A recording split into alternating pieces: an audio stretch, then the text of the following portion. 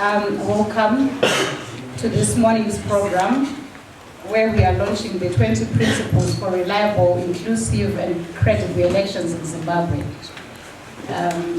Price. I want to first speak to you about an election that excites me, an election that happened in 1927 in Nigeria, where the presidential candidate, Charles B. King,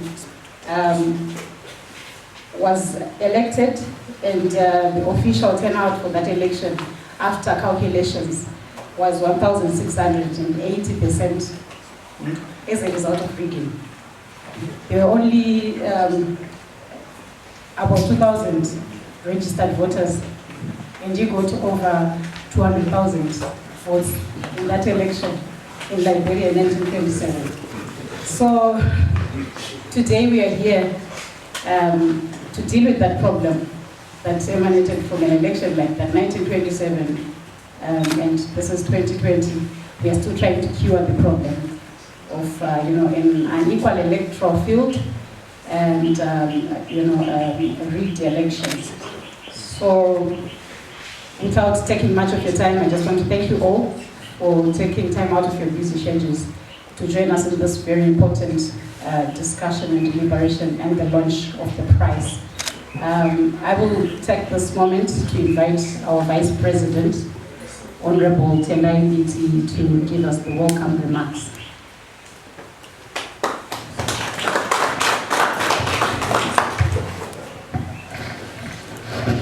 Thank you, Maureen. Good morning, ladies and gentlemen. Our President, Advocate Nelson Chalisa, our Secretary for Elections, Advocate Jacob Mafume, distinguished members of the diplomatic corps. Today is a great day for our calendar as the movement for democratic change. It's going to be a very tough year for us, a year we have dubbed the year of action, the year of people's action, and the year of a people's government. We set at the beginning of the year and came up with an agenda based on 5 big issues, the big 5 issues that we're going to concentrate on as a movement for democratic change. Things that are going to define our agenda for 2020. The first issue among those issues is the agenda of a people's government, political and legal reforms. The second one is the agenda for human dignity and the restoration of people's livelihoods. The third one is, of course, the fight against the corruption. The fourth one is the fight for protection of people's rights. And the fifth one is the fight to defend the Constitution, particularly in light of the threat from Mr. Mnangagwa vis-à-vis Constitutional Amendment number 2. So today we are executing and implementing agenda number 1, reforms. The issue of elections is so key in our discourse. They've been contested since 1980. Every election which we've had since 1980 has been a contested one. So it's been a wave and wave and wave of contested elections. So we are walking the talk to give an answer, to provide an answer to our own alternative version of what an electoral playing field should be. And so it's a very important document that we are privileged to launch. We have to pay a price with our own lives. We have to pay sacrifice, and this document is doing that literally and metaphorically. So I want to welcome each and every one of you who has graced us with your presence here. It's history in the making. All of us know that Zimbabwe has become so fluid that there's nothing that is linear. Things are happening on a multiple level. Every day brings something. Some of you may have read the IMF Article 4 report. It's an indictment on bad government, corruption, and Mnangagwaism. which is a summary of madness, if you like. So everything is happening so quickly. So without much ado, I welcome you here on behalf of our proud movement to this very important day in which we are implementing the people's agenda. I thank you very much. So what we are going to do is that we are going to quickly go into the main presentation on the document before we go into the keynote address by the President. The document, like I said, is called Price. I just want the price. And in this document, I've gone through it. It's a very powerful panacea to the problem we have of elections. I think it speaks to a general electoral framework, and it's drawn from international best practices, from observer mission reports, and from our own experiences on the inadequacies of the election in Zimbabwe. Councillor Mafume, who's our Secretary for Elections, is going to take us through the document. He's just going to give us an abridged version.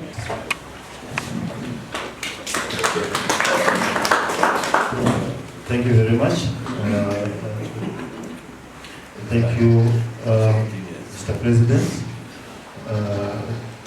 Vice President, diplomats here present, honorables, ladies and gentlemen.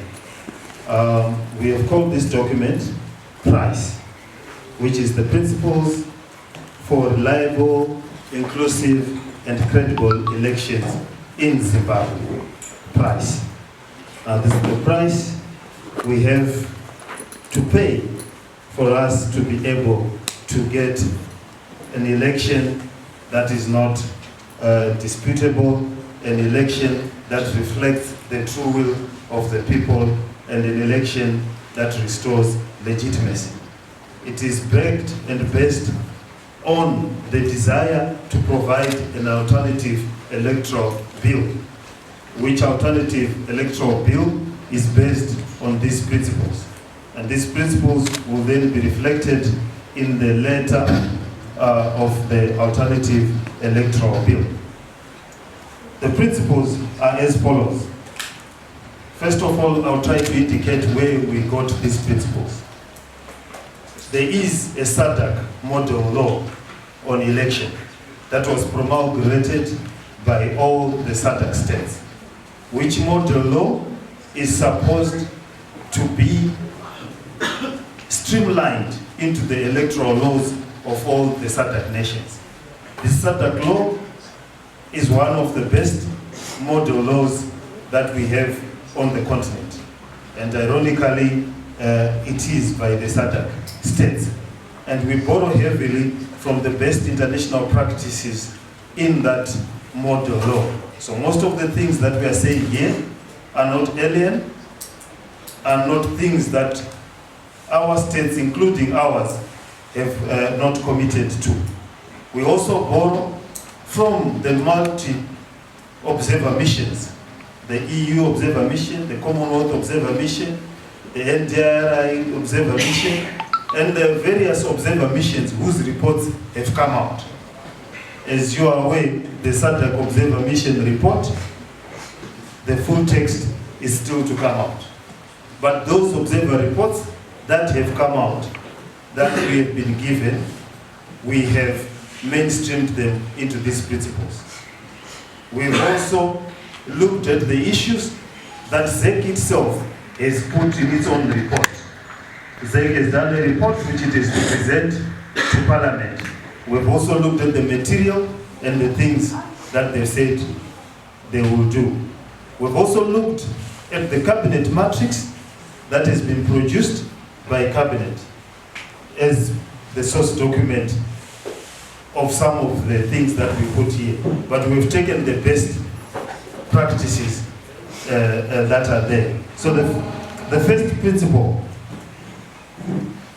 is that one, the supremacy of the Constitution must be the guiding principle in ensuring a free and fair election. As you are aware, we've had a new constitution which has not been aligned with the various laws. various laws in the Constitution, various laws that are forming part of our legislation are behind what the Constitution says. What we've been seeking for is an alignment of the Constitution. We are aware that there are now efforts to amend it before it is yet to be implemented. And one of the key issues that we have, and one of the key reforms that should happen, is the alignment of the Electoral Act to the current Constitution. And the things that we detail below are the things that need to be aligned. And the key issue in the Constitution was the separation of powers between the legislature, the executive, and the judiciary, so that at least they can work independently of each other and be able to form a constitutional democracy that embraces constitutionalism. So one of the issues will be an independent electoral management board. It is our view, and the contestations around ZEC are public knowledge. It is our view that the electoral management body is structurally not independent, legally not independent, and in practice not independent. There are many aspects of its operations that are still controlled by the Minister of Justice, who ironically is a key actor. He himself is normally a contestant in the election. Apart from being a contestant in an election, our main competitor has the bizarre practice of making the Minister of Justice the chief election in the presidential election. So what happens is that where ZEC is reporting to is actually the chief election agent of the contestant in a presidential election. So that is a structural anomaly, only acceptable in Zimbabwe, only happens in Zimbabwe. And in addition to that, he also happens to be a contestant in one of the constituencies, as it were. So we need, but the independence of it all is in the manner of the appointment, the manner of term limits of some of the commissioners. We've had one of the commissioners who has been there in the commission, Joyce, since commissions have started. She has been in every election, right from the Zoom election, where the adverts were saying that there are 2 ways to die. There are many ways to die. One of the ways to die is voting Zoom. And that was an electoral advert by Sanope. So that appointment process, we deal with it. Then, 3, strengthening the independence of ZEC, that is accountable to Parliament, characterized by operational and administrative autonomy in the promulgation and operationalization of electoral laws and the management of internal affairs. And this is what I also touched on. The statutory instruments have to be approved by the Minister of Justice. Its reports have to be taken to Parliament by the Minister of Justice. The employment of key staff has to be approved by organs of the state. Its budget, invitation of observers, and its report has to go via the Minister of Justice. Yet this is a Chapter 12 institution that must and should have right of audience directly to Parliament and should have its budget done directly from the Consolidated Revenues Fund. They even cannot ask for donor funds without the approval of the executive, wherein the approval of the funding should be the preserve of Parliament rather than the executive. The transparency and accountability of ZEC in the implementation of all electoral processes and the institutionalization of permanent stakeholder consultative platforms. Now, at the current moment, because the law has institutionalized the consultation of government, so therefore a key competitor in the elections is consulted as of right by law. So if they need to push amendments, for instance, they want to push the amendment delinking the census from the voters in terms of delimitation that is going to occur short. They've inputted that demand into government and to Parliament. So the consultative process, as far as a key competitor is concerned, is already institutionalized and operationalized by law. That request or that desire, they have not consulted the MDC, they have not consulted any other party. We've just saw it in the newspapers that ZEC is requiring that the constitution be changed so that we delink the census with delimitation in the constitution. As a way of background, delimitation had been suspended because of the agreements. It has been suspended until this year. It has been suspended for 10 years, so there's not been any delimitation. And delimitation by operational of the constitution must be done within this, as soon after the last census. And they want that delinked. Because of the absence of a permanent consultative forum, they've not consulted all the parties. They've not consulted other key stakeholders at a non-forum. So we need to operationalize consultative platforms and to make sure that they are not one-sided as is done by law. Strengthening the principle of universal adult suffrage, its applicability to all eligible citizens regardless of residence status, diaspora, physical infirmity, age, or imprisonment.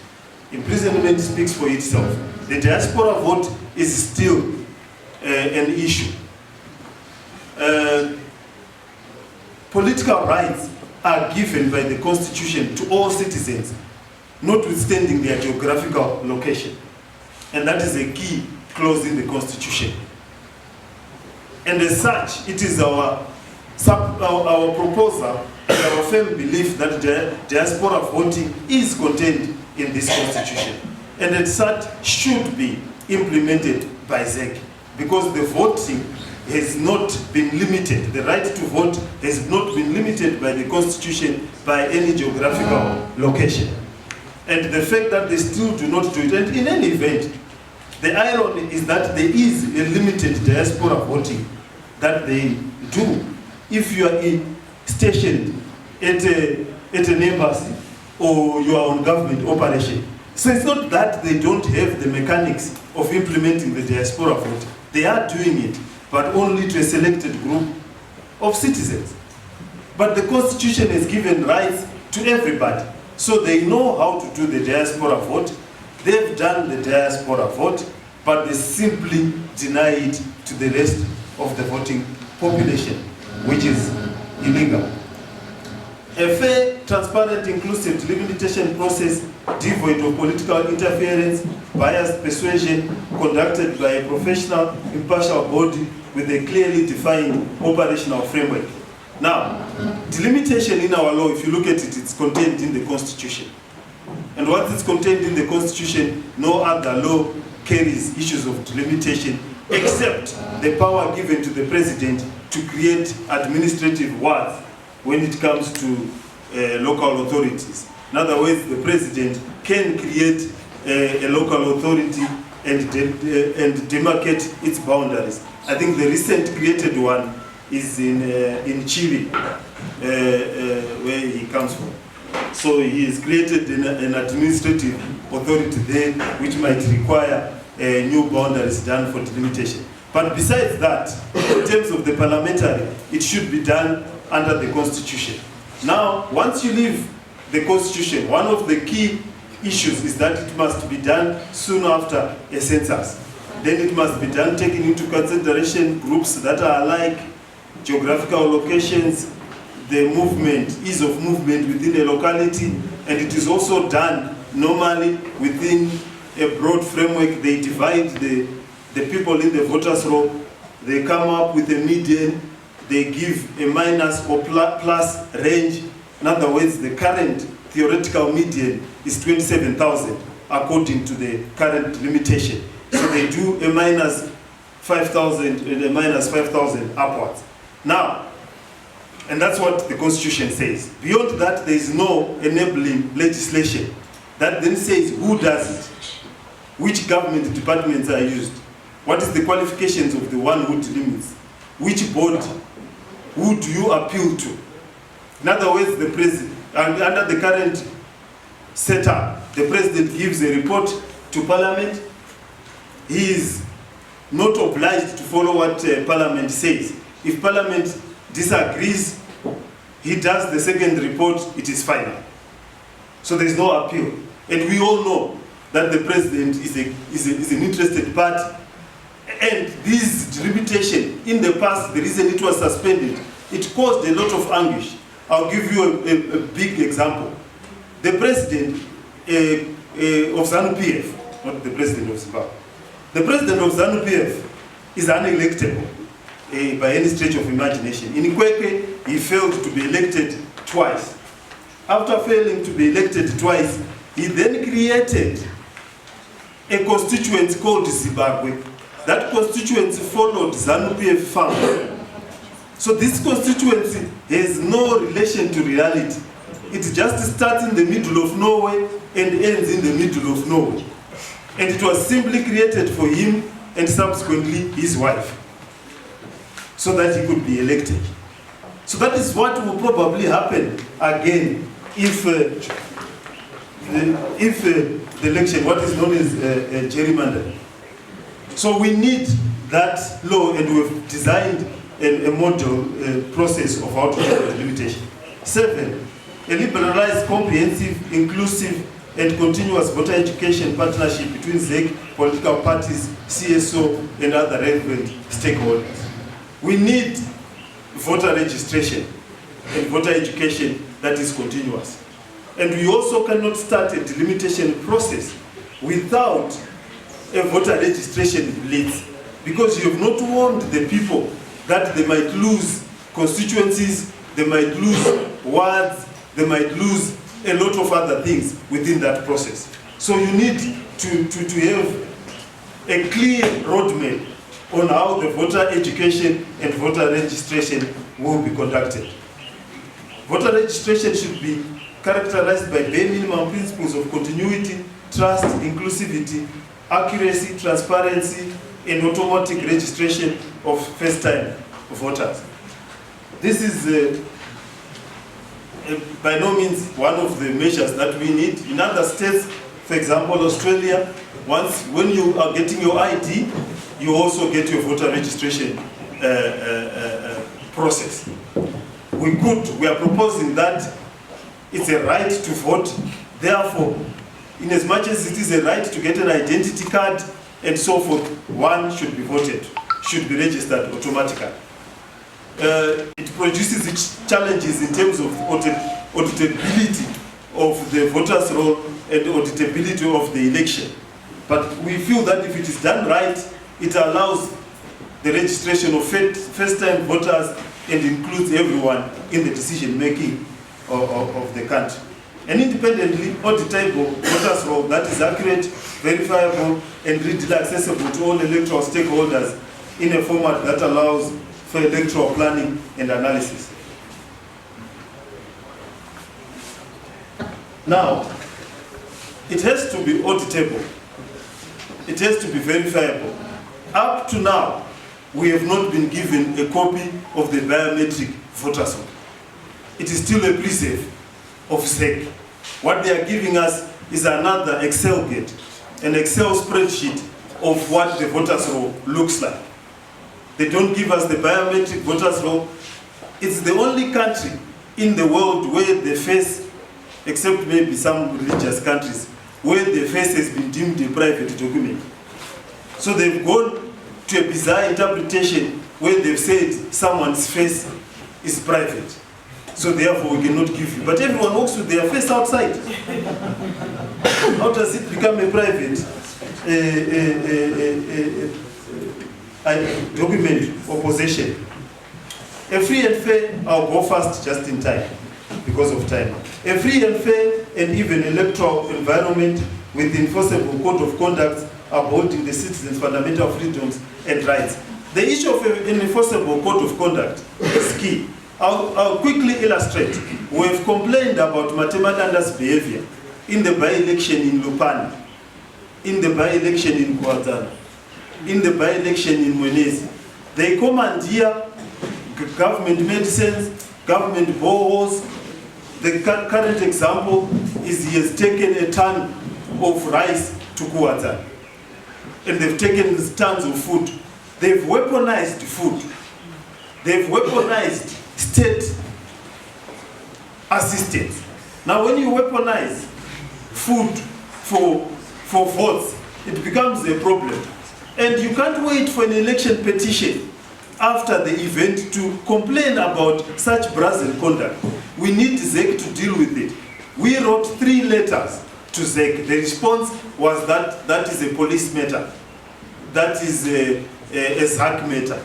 We as ZEC are powerless because those you have described to us are criminal offenses. In terms of the Constitution, ZEC has all the power. It must ensure a free and fair and transparent election. And if it is seeing that the behavior of a party is not going to lead to a free and fair, transparent election, it has all the powers in the Constitution to stop that behavior. You go to the police, it gets stuck. Because the police are being controlled by a key actor. He's the same person who's banning our rallies for us to campaign in that place in the first place. He's the same person, then you are complaining that your opponent is being unfair. Yet it's the same person who is stopping you from campaigning. It's ridiculous. So that is why we talk about enforceable codes of conduct, which has to be enforced by ZEC. A gender-inclusive electoral process with increased youth and women participation and representation. The Constitution says 50-50. That has to be implemented. We need to find an electoral method that allows for 50-50 representation. In South Africa, they've used a completely proportional representation method, and in other countries, there are methods, and that we've proposed in this model law. Free observer accreditation undertaken by an independent panel chaired by the AMB, ensuring full throttle observation of components of the electoral cycle. I mean, you cannot simply invite observers that are friends of your opponent. The Minister of Foreign Affairs is the one who deals with the invitation, and he invites friends. And anyone else who's deemed to be a friend of another opponent is a problem. Adjudication of election disputes in a fair and timeless manner, and strengthening the complaint's right to be heard and to an appropriate legal remedy. The Chegutu example is one in mind. The election petition, our presidential election petition, is a case in mind. In Chegutu, the ZEC itself says we counted wrongly. That process is still stuck. We have Nduna, who stole an election in Chegutu. And as life would have it, that person is the same person who is a problem in Parliament. He has paralyzed the Public Account Committee. He is the one who is being bought by all the corrupt cartels in the country. And because ZEC allowed him to go in with thievery, if you tell that person that crime, stealing does not pay, he will laugh at you. You say, I am a thief, but I'm called honorable. It's because of a lack of a credible adjudication system. I can go on and talk about the presidential election and so forth. But we need to move.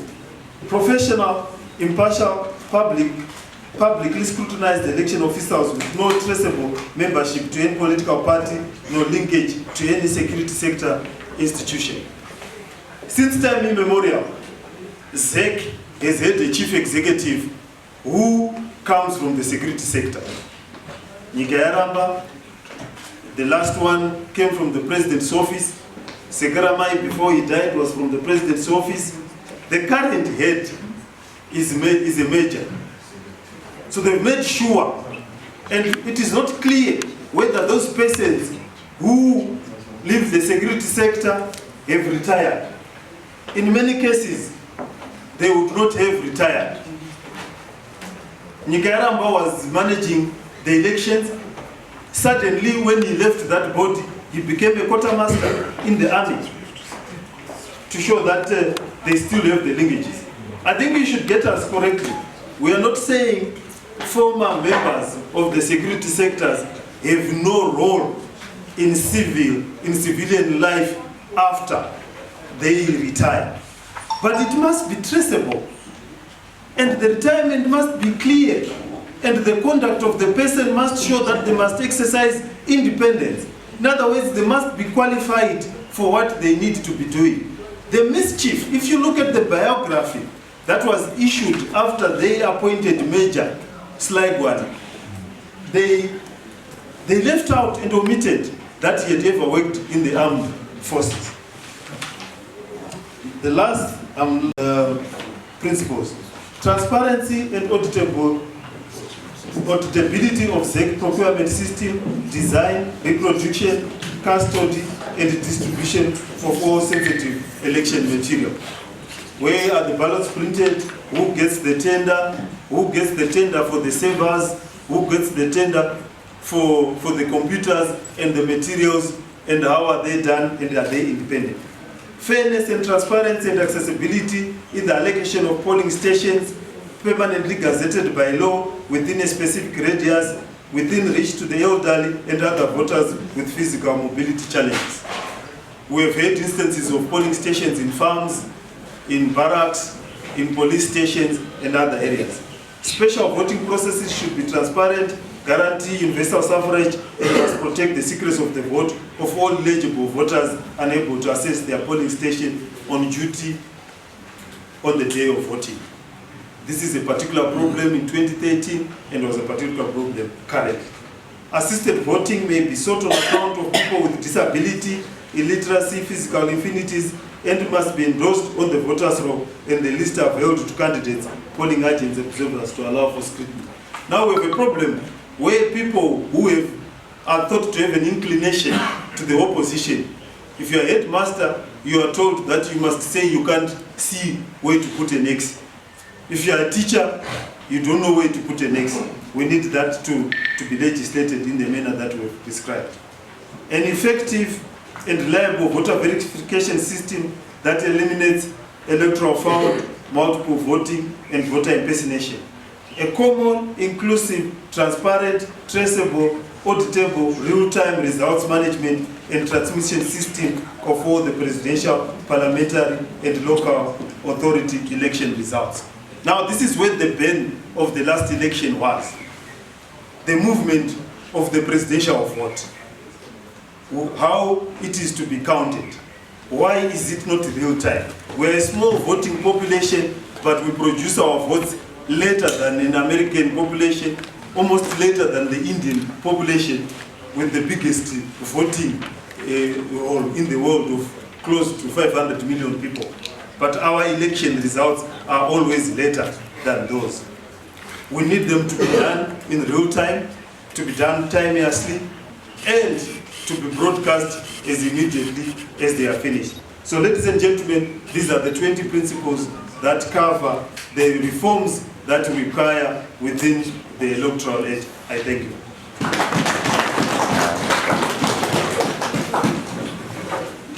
Thank you, Councillor Mafume, for that elaborate summary on the 20 principles. The document goes on to give you the alternative electoral view, recommendations to the alternative electoral view, and the current status of the Zimbabwe electoral laws. It's a very comprehensive document. So at this point, it is my singular honor and privilege to be able to invite our president to speak to the future of this document, how it's going to be implemented. It will definitely find expression in our legislative agenda with our members of parliament pushing, and also in our political programs. But I will leave this moment and time for our president to at least share with us how this document is going to be made practical. Mr. President, say.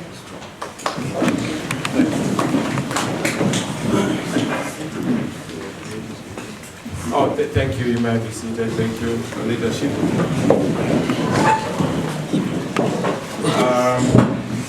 First of all, just to appreciate our MC, Maureen Kalimaunga, and the elections department is led by a very short man. But you know, dynamites come in small packages. Honorable Advocate Mafume, as deputized by Ellen Shiriedenga, thank you very much for the good work and for what you have done. We appreciate the amount of work that you have put into this. Let me appreciate and acknowledge our Vice President, Honorable Biti, here present, our Senior Leadership Secretary General Charlton Wende, Deputy Secretary General China Zohana, members of the Standing Committee, colleagues from the National Executive, our members of Parliament, that is the House of Assembly and Senate. I also see our councillors who have graced this occasion. I'm sure the Mayor in absentia and the entire team from our council. I wish to also acknowledge our members of the diplomatic corps who are here present. We appreciate your presence and thank you for coming, both from the capitals in Europe, Americas, the Asiatics, Australasia, and of course those from the African continent. We are here today to launch a very important document, a document that has already been addressed to you, a document that gives us a framework and a context of what we are going to be emphasizing as a party. This document is not being plucked from nowhere. It is a context. That context is wide consultation with a lot of our grassroots structures across the provinces of our country. So it is a grassroots-driven document, a people-driven document, which is people-centered and people-focused, people-based, and people-backed. This document is not a theoretical or an intellectual document that has just been produced by individuals in some offices. These are the aspirations of Zimbabweans in terms of what they want to see in free and fair elections in Zimbabwe. This document as a context too, we used in terms of its raw material, the International Observer Mission reports from the European Union, from the NDI, the RI, in the context of the US-based observer missions, from the Commonwealth, and also from the African Union and SADC. So this document is populated by recommendations that are not novel, but things that have always been emphasized by other internationally acclaimed institutions that have competence in passing a verdict on the freeness and credibility of elections. This document is also informed by SADC principles on free and fair elections, the guidelines that we would want to see for free and fair elections in Zimbabwe. We are also mindful of the fact that this is not the first time we have produced this document as MDC. We always believe in being the alternative. As you know, historically, we have always had documents that we have put on the table so that we are able to then have an osmosis of ideas. We believe that nation building is not a solo effort. We believe that in nation building, nobody has the monopoly of all the bricks and all the wisdom. In nation building, each brick is important, and we do not have all the bricks, but this brick, we feel that this is the cornerstone and this is the foundational stone in order for us to cure the ailments and deficiencies that have affected our country historically. You also are aware that contextually, within SADC, we have seen an increase and rise in disputed elections. We have also seen an increase and rise in the propensity to want to have elections just as a ritual, but elections being cooked, manufactured, manipulated. In some cases, people use V11s, manipulating them. In other circumstances, they use TPEX for those who are less advanced. But for those who are more advanced, they will always use other, Excel spreadsheets to try and manipulate and even run away from the verdict of the people. And in those cases, we've also seen that the courts have also been abused by those in authority to rubber stamp rigged, manipulated, and stolen elections, which has been a dominant, the situation within our region. But we have been fortified by the situation within our region in Malawi, but of course on the continent in Kenya, where we have seen that the courts have played a pivotal role in being the guardians of justice and the guarantors of the rights of the people, particularly once the people have passed their verdict, have also voted, and they've had their voice, which has to be respected. So this is the context. We have come to this document within the context of all these other efforts. As you know, we've done almost 5 or so documents since 2000. The first one was Restore. Our Restore document was, if we are to restore our country in terms of democracy and legitimacy, we need to do the following. It was ignored. We came up with Renee, which was basically no election, no reforms document. It was ignored. We came up with COSES, which are conditions for sustainable elections in Zimbabwe. Again, that document was ignored. We then did, just before the elections, we did a document, which was a summary of the conditions we would want to see for a credible elections. And we had foreseen this, that we would have a disputed election, and once we have a disputed election, we would not then be able to marshal the entire nation in confidence and in trust to move forward to resolve our challenges. So we came up with Peace, which was a plan for a credible election in Zimbabwe. Peace was disregarded, ignored by my brother, Emerson. And of course, we went into an election. They did what they did through their Excelgate scandal. And right now, the nation has no confidence in the direction that they're trying to take and fashion. That tells you that we've had historically an attempt to try and find a peaceful solution to the problems in Zimbabwe. But they've mistaken our propensity and affinity for peace for a weakness.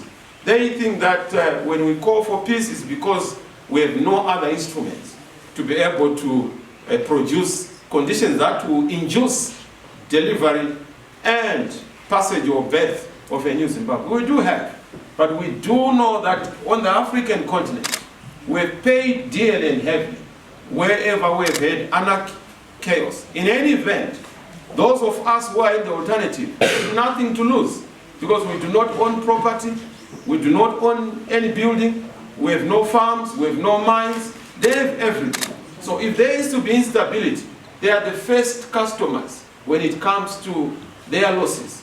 And we'll be able to then sympathize with them, but they must know that we are not doing this because we are foolish. We are doing this because we know that the price to be paid by any nation for anarchy and chaos is so unbearable for the citizens. We saw it in Angola, we saw it in Sudan, we saw it in Somalia, we saw it in DRC. We do not want that path for our country, but we'll be forced very soon to then focus on that. Let me emphasize that these principles for a reliable and inclusive, credible election in Zimbabwe, PRIZE, is an acronym that is consciously chosen. We know that there is a price to be paid, but that price is only predicated upon doing certain fundamentals. And we've said that in order for us to be able to go the way of a credible election, let us adopt those 20 principles. We are also conscious of the fact that those of us in politics on the other side, in ZANU-PF, have emphasized that they want to have a cabinet committee that will focus on reforms. But we are saying, you know, you can't have national solutions on the basis of a partisan platform. If you want a national solution to be instituted, to come about, there has to be a common platform. This is why we have said Pollard is a non-starter, because it's unilateral, it's partisan, it's coming from an individual.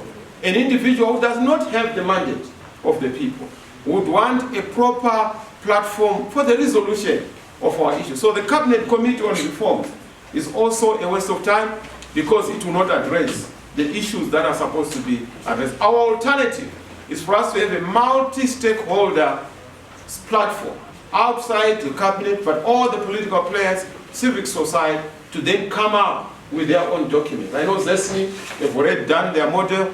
I know that our colleagues in ERC, Election Resource Center, are also working on their own document. We are saying this is our own document.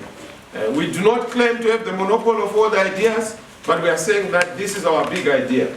And let that big idea be part of the ideas that are going to constitute the comprehensive solution to our problems in Zimbabwe.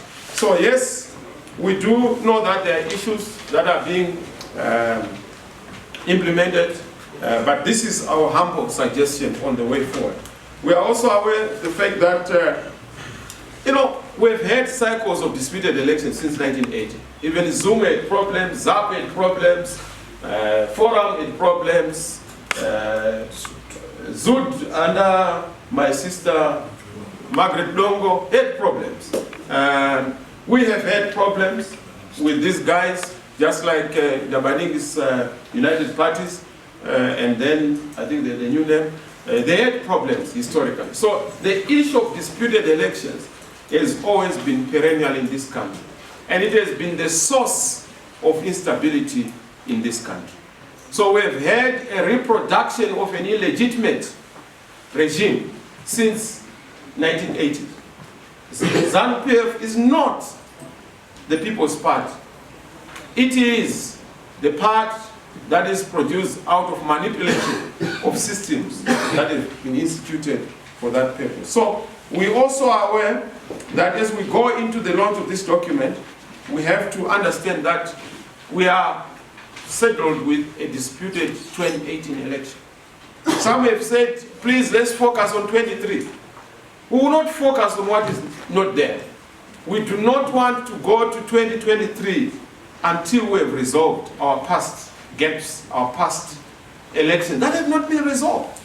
It is foolhardy to think that a disputed and democratic rigged election in 2023 will be the solution to Zimbabwean problems.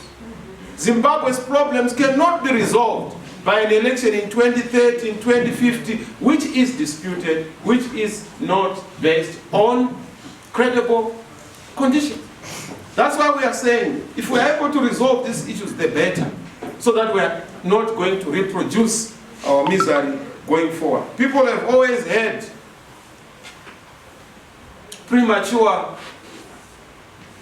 excitement on account of processes that are then terminated once the election then comes. So we need to be able to deal with this so that we are robust in resolving our 2018 dispute as a way of paving way for any future elections and the credibility of those elections. So we will not proceed to respect the delimitation process until we have resolved the issue of the independence of ZEC. A non-independent ZEC can't resolve delimitation. You can't say, let's go and focus on delimitation now. We are simply going to institutionalize and legislate gerrymandering. And you know, gerrymandering is from Governor Gary. Some say Governor Jerry from the United States of America, who was in the habit of redrawing the boundaries of the electoral constituency or district. Once he realized that he's no longer popular on that other corner, he will make sure that he avoids that corner. He goes to the fresh ones who do not know him. What you a dramatist. So we don't want a gerrymandering exercise disguised as delimitation. And this is why they are trying to run away from a consensus around a process that is driven by conditions for free and fair election. And they are running away from a scientific process. That's why they don't want the census to be linked to the issue of delimitation. Because they want to do everything under the cover of darkness on the basis of conjecture and guesswork. And that is what we are trying to avoid. There is no Electoral Act regime and regulations to govern delimitation as we speak. And that presents problems going forward. On what basis and how is that delimitation going to be done? What are the fundamental indicators? What are the indices and the factors that are being factored into it? There is no clarity on that. So we want this issue to be sorted out. We are not introducing new things. All the conditions we have put in here are ably captured within the spirit of the Constitution. Section 155, Section 156, on the conditions, character of elections that are supposed to be held around free and fair elections. Even Section 67 on political rights. So we are very clear on what we are putting before the nation. We are putting it on the table because we know that if we are to have any processes to do with the election in Zimbabwe, they have to be undertaken on the basis of agreed reforms. And they must be underscored to say, if we don't have these reforms, there will be no election. Some have said, MDC is saying they are not going to participate in the election. We can't boycott national processes and ourselves. But any election process that does not respect conditions for fair and fair election is not national and cannot be an election. But we'll make sure that there is no election which is not an election. We are sick and tired of rituals. We are sick and tired of just fixing ourselves on a calendar which does not produce real outcomes for the people of Zimbabwe. So that is the context. That is the context within which we have brought this framework on how to have elections conducted in Zimbabwe. So yes, we have offered a 5-step solution to the resolution of the crisis in Zimbabwe.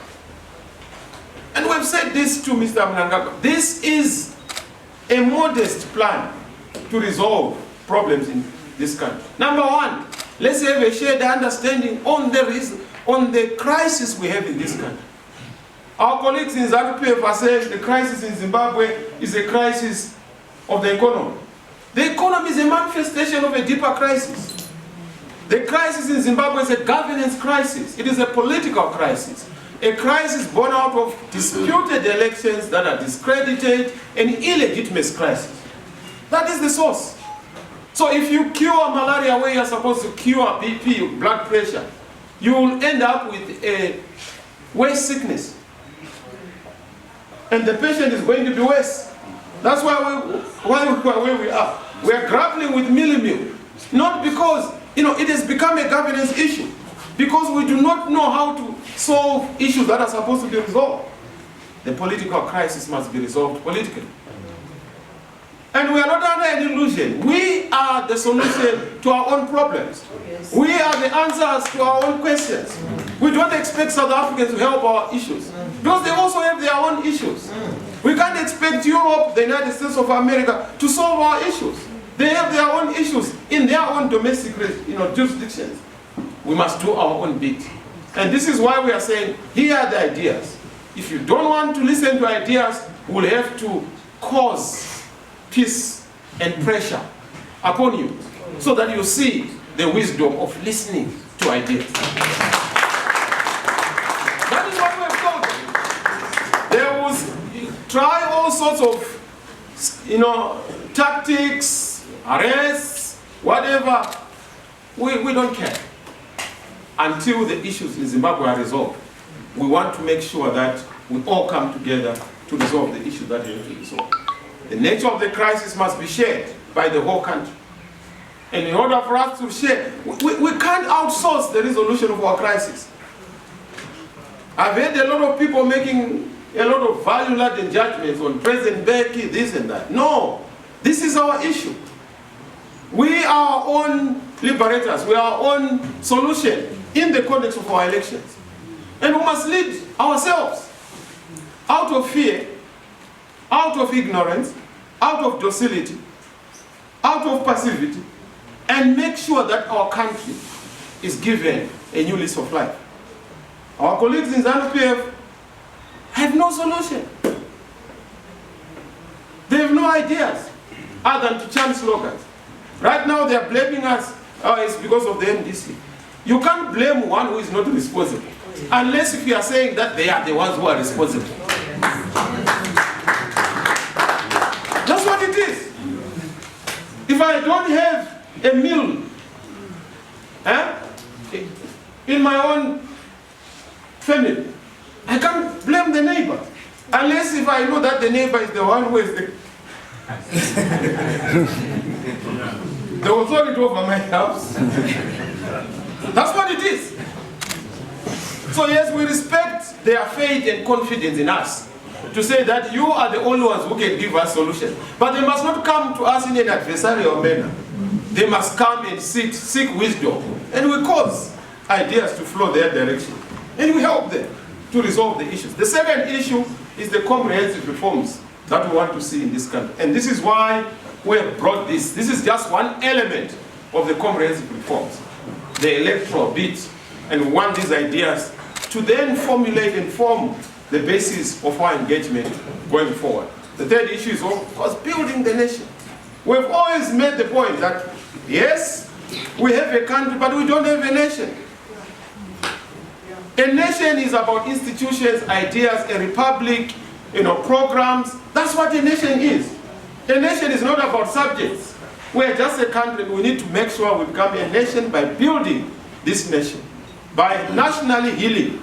I see now in Machiavellian, they want to go there and destroy evidence of their past omissions and commissions by saying we want to have agent reburial. Why are you fast-tracking what you have delayed over the years? Let us take our time to heal the wounds and then heal from below, heal from the bottom, going up. Don't impose solutions. Parachuted solutions are not solutions.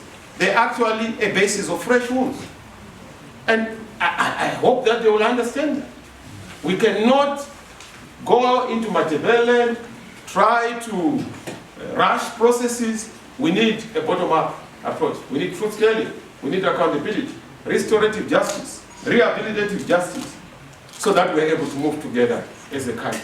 We've told them, if they listen, we'll really appreciate. The fourth issue is obviously international re-engagement. But we've told them, we can't have international re-engagement until we have had national re-engagement, because one fits into the other. Let's engage nationally and have a compact story.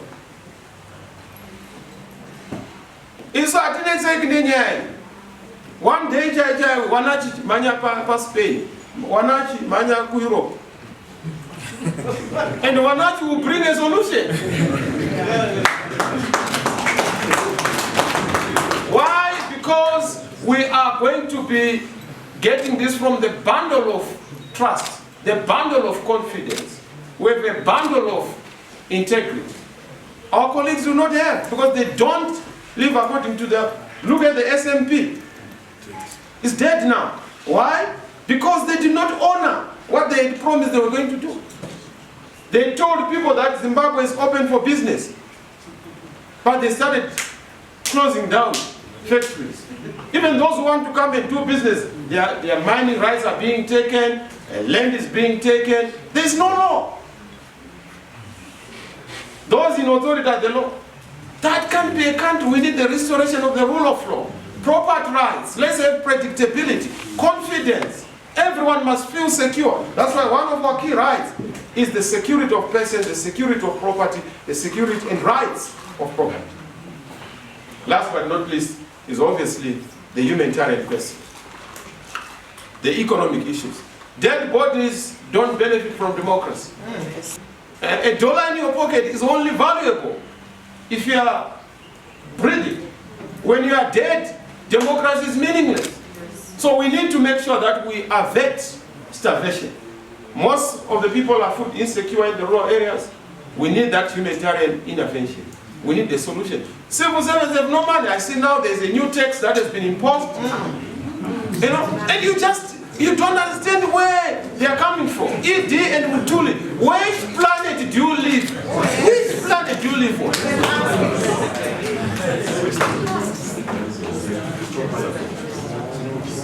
You have not gone to parliament, there's no law, you are just coming. Even those who run a talk show have the decency of consulting. To say, how are we going to run this talk show within a family center? What kind of leadership is this? I'm now beginning to believe Mugabe was right when he said, I don't have a successor. He was right. We used to think that he was lying until we have seen his successor. We now know that he was right.